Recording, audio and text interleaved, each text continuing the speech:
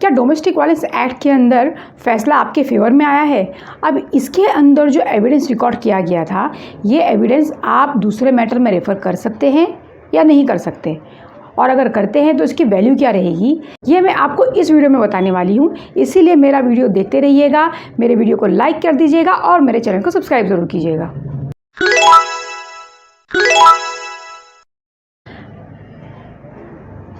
हाय viewers, 9 अप्रैल 2021 के दिन पास किया गया केरला हाई कोर्ट का ये बहुत ही अच्छा जजमेंट है जो इस वक्त मैं आपके सामने ला रही हूँ। इसमें कहा गया व्यूअर्स कि जब डोमेस्टिक वायलेंस एक्ट के अंदर कोई फ़ैसला आपके फेवर में आता है तो उसमें जो पूरा रिकॉर्डिंग ऑफ एविडेंस है, वो रिकॉर्डिंग ऑफ एविडेंस की पूरी कॉपी क्या आप अपने दूसरे मैटर में इस्तेमाल कर सकते हैं या नहीं। ये जो जजमेंट है इसे आप इस वक्त मेरे स्क्रीन पर देख रहे होंगे। इसमें क्या हुआ था कि वाइफ ने जो है हस्बैंड के अगेंस्ट में डीवी का केस फाइल किया हुआ था, जिसमें उसने कुछ पैसे मांगे थे, कुछ उसके अंदर उसकी ज्वेलरीज थी, कुछ गोल्ड ऑर्नामेंट्स थे, वो सारी की सारी चीज़ें उसने मांगी थी। अब क्या हुआ, ये केस चला और उसके बाद ये केस रिजेक्ट हो गया, यानी कि हस्बैंड के फेवर में आया। इसके बाद वाइफ ने सेम यही रिलीफ को लेकर, पैसे और ज्वेलरीज को लेकर फैमिली कोर्ट अप्रोच किया और फैमिली कोर्ट के अंदर जो है वो मैट्रिमोनियल पिटीशन डाल दिया। जैसे ही वो एप्लीकेशन की समन्स की कॉपी जब हस्बैंड के हाथ में आती है, हस्बैंड एक एप्लीकेशन कोर्ट में डालता है कि भाई ये जो प्रोसीडिंग है ये सेकंड टाइम सेम रिलीफ को लेकर की गई है, तो इसीलिए ये प्रोसीडिंग जो है हिट होती है सेक्शन 11 ऑफ सीपीसी, यानी कि रेस जुडिकेटा।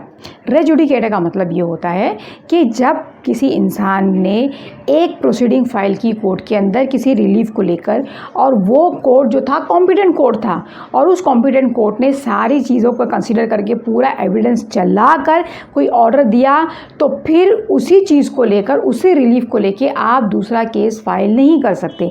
एक ही इंसान 2 बार जो है उस पर केस नहीं किया जा सकता एक ही रिलीफ को लेकर। ये है main principle of res judicata. तो फैमिली कोर्ट के अंदर ये एप्लीकेशन फाइल किया गया कि भाई ये जो है रेस जुडिकेटा इस पर एप्लीकेबल होता है, इसीलिए फैमिली कोर्ट की ये प्रोसीडिंग जो है वो शुरू नहीं होनी चाहिए। फैमिली कोर्ट ने रिजेक्ट कर दिया ये एप्लीकेशन को, ये कहा कि भाई डोमेस्टिक वायलेंस की प्रोसीडिंग अलग है और हमारी प्रोसीडिंग अलग है। इसके बाद ये मैटर होते हुए आया हाई कोर्ट में, केरला हाई कोर्ट में। केरला हाई कोर्ट के सामने ये प्लीडिंग रखी गई कि भाई ये जो डोमेस्टिक वायलेंस एक्ट के अंदर जो प्रोसीडिंग है ना, ये प्रोसीडिंग जो होती है वो थोड़ी सिविल काइंड ऑफ होती है। इसके फेवर में उन्होंने कुछ जजमेंट भी सामने रखी जो कि सुप्रीम कोर्ट के जजमेंट थे, जिसमें ये बताया गया कि ये जो प्रोसीडिंग है this is civil in nature. तो इसीलिए अगर ये प्रोसीडिंग सिविल इन नेचर है तो इसका आउटकम भी जो है वो सिविल ऑर्डर की तरह होगा। तो जब अगर ये आउटकम इसका सिविल ऑर्डर की तरह है तो फैमिली कोर्ट के अंदर जो प्रोसीडिंग जो इन्होंने फाइल की है वो और ये दोनों टकराते हैं आपस में। तो जब यहाँ पर ऑर्डर पास हो गया है तो यहाँ पर वो उस ऑर्डर सेम चीज़ को लेकर जो सामने वाला क्यों जा रहा है कोर्ट के सामने, तो रेस जुडिकेटा इसमें एप्लीकेबल होना चाहिए। इस चीज़ को लेकर सुप्रीम कोर्ट ने कहा कि भाई ये जो आप कह रहे हो कि डोमेस्टिक वायलेंस जो है वो एक सिविल प्रोसीडिंग है, वो एक सिविल ऑर्डर की तरह करार दिया जाए उसे। तो सबसे पहले सुप्रीम कोर्ट ने कहा कि भाई ये जो जितना भी डोमेस्टिक वायलेंस एक्ट जो बनाया गया है ये एक तरीके से प्रोटेक्टिव मेजर्स है, यानी कि सिर्फ प्रोटेक्ट करने के लिए है वुमेन को। जिस तरह से नाम खुद बताता है कि protection of women from domestic violence act, तो ये एक तरीके के मेजर्स बनाए गए हैं जिसके अंदर बहुत सारे रिलीफ दिए गए हुए हैं। रेसिडेंशियल हो गया, मॉनिटरी रिलीफ हो गया, कस्टडी को लेकर हो गया, तो ये सारे के सारे रिलीफ दिए गए सिर्फ प्रोटेक्ट करने के लिए। ये कोई 2 लोगों के बीच के डिस्प्यूट को एडजुडिकेट करने के लिए, दोनों के राइट्स एंड लायबिलिटीज़ को बताने के लिए कोई एक्ट नहीं पास किया गया। तो इसीलिए ये जो प्रोसीडिंग जो चलती है इसको हम ये नहीं कह सकते कि ये सिविल आउटकम है, ये प्रोसीडिंग अलग है, फैमिली कोर्ट की प्रोसीडिंग अलग है। ये प्रोसीडिंग फाइल करने के बाद फैमिली कोर्ट के अंदर भी प्रोसीडिंग फाइल किया जा सकता है। लेकिन एक और इम्पॉर्टेंट चीज़ जो है वो जज ने बताया जो बहुत अच्छी है, जो मैं आपको बताना चाहती हूँ। जज ने कहा कि डोमेस्टिक वायलेंस एक्ट के अंदर जो प्रोसीडिंग आप चलाते हो मजिस्ट्रेट कोर्ट में, ये जो है एक तरह की इंक्वायरी जिस तरीके से होती है वो इसको इंक्वायरी माना जा सकता है। इसे हम इंक्वायरी प्रोसीडिंग कहते हैं। इसका मतलब कि कहीं वॉयलेंस हुआ है लेडी पे या वॉयलेंस नहीं हुआ है, ये चीज़ें जो है ये डिसाइड करता है मजिस्ट्रेट कोर्ट। इंक्वायरी कंडक्ट करता है, वहाँ पे प्रोटेक्शन ऑफिसर्स होते हैं, प्रोटेक्शन ऑफिसर की रिपोर्ट आती है, आप उसके अंदर जो है एग्रीव पार्टी को आप क्रॉस करते हो, तो उसके साथ साथ आप डॉक्यूमेंट सबमिट करते हो। तो ये सारी चीज़ों का आकलन करने के बाद जो है पूरी की पूरी प्रोसीडिंग जो है कंक्लूड होती है, एक ऑर्डर मिलता है और वो ऑर्डर के अंदर बताया जाता जाता है कि भाई ये चीज़ें बोली गई थी और ये चीज़ें नहीं बोली गई थी। तो ये एक तरीके की जुडिशियल इंक्वायरी है।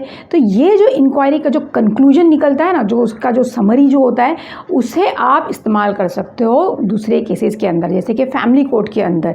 देखिए व्यूअर्स, जब भी कोई प्रोसीडिंग इनिशिएट होती है, वो भले डोमेस्टिक वायलेंस एक्ट के अंदर हो, 125 सीआरपीसी के अंदर हो, रेस्ट्रिक्शन ऑफ कंजुगल राइट्स के अंदर हो, या डिवोर्स को लेकर हो, नॉर्मली सेम स्टोरी दो लोग रिपीट करते हैं। अगर एक ही हस्बैंड एंड वाइफ के बीच में ये सारे के सारी प्रोसीडिंग इनिशिएट होती है तो सेम बेसिस पे होती है। वाइफ वही सारे के सारे इल्ज़ाम लगाती है हर मैटर के अंदर जो डोमेस्टिक वायलेंस में लगाती है, जो उसका डिफेंस है। हस्बैंड हर मैटर के अंदर वही डिफेंस लेता है जो डोमेस्टिक वायलेंस के अंदर लेता है। तो सारे फैक्ट, सारे सर्कमस्टेंसेस मैटर्स के अंदर ऑलमोस्ट एक जैसे होते हैं।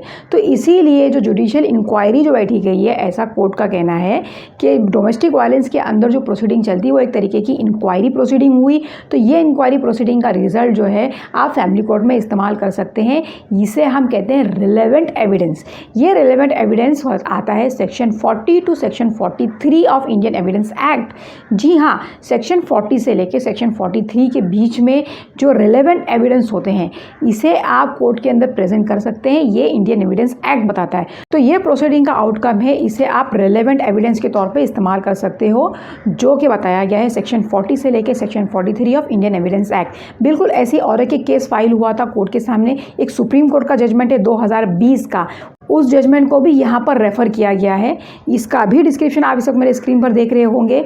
2020 का जो सुप्रीम कोर्ट का जजमेंट था, उसने भी यही कहा कि भाई ऐसे कोई प्रोसीडिंग जो होती है, इनिशिएट होती है, जो डोमेस्टिक वायलेंस एक्ट के अंदर है, इस टाइप की प्रोसीडिंग को आप एज ए रिलेवेंट एविडेंस जो है कर सकते हैं, रिलेवेंट बना सकते हैं अपने दूसरे प्रोसीडिंग के अंदर, जैसे कि फैमिली कोर्ट के मैटर्स के अंदर।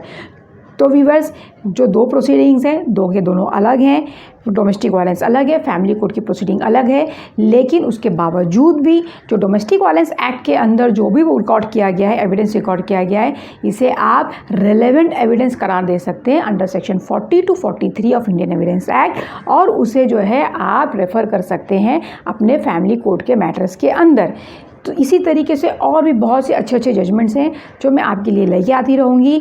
मेरे वीडियोस देखते रहिएगा और हाँ, मेरे चैनल को सब्सक्राइब ज़रूर कीजिएगा।